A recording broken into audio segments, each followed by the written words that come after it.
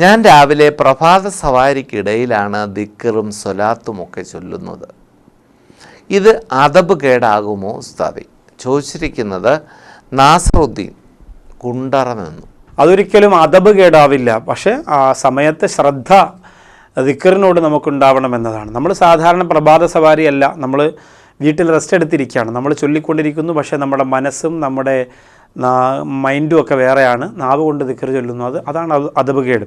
ഒരാൾ മൊബൈൽ കണ്ടുകൊണ്ടിരിക്കുകയാണ്, ചൊല്ലിത്തീർക്കേണ്ടുന്ന 100 സ്വലാത്ത് ചെല്ലാനുണ്ട്.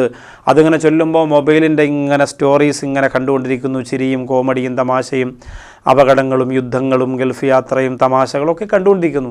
നാവിലൂടെ സ്വലാത്ത് ഇങ്ങനെ വന്നു, അത് ഹൃദയം തട്ടാത്ത സ്വലാത്താണ്, അത് അദബ് കേടാണ്. ദിക്റാണെങ്കിലും അങ്ങനെ തന്നെയാണ്. അപ്പോൾ രാവിലെ നടക്കുകയാണ്, ഓക്കെ, നടക്കുമ്പോൾ നമ്മുടെ ശരീരത്തിൻ്റെ ആരോഗ്യമാണ് നമ്മുടെ ലക്ഷ്യം. അതിനോടൊപ്പം തന്നെ നമ്മൾ ഈ നടത്തയിൽ ഇങ്ങനെ ചൊല്ലിക്കൊണ്ടിരിക്കുന്ന അദ്കാറുകൾ നമ്മുടെ മൈൻഡിൽ, നാവിൽ നിന്ന് നമ്മുടെ മൈൻഡിലേക്ക് കയറണം. അതിലൊരു വിട്ടുവീഴ്ചയ്ക്ക് തയ്യാറാകാതിരുന്നാൽ തീർച്ചയായിട്ടും അത് അദബ് കേടാവില്ല ഒരിക്കലും.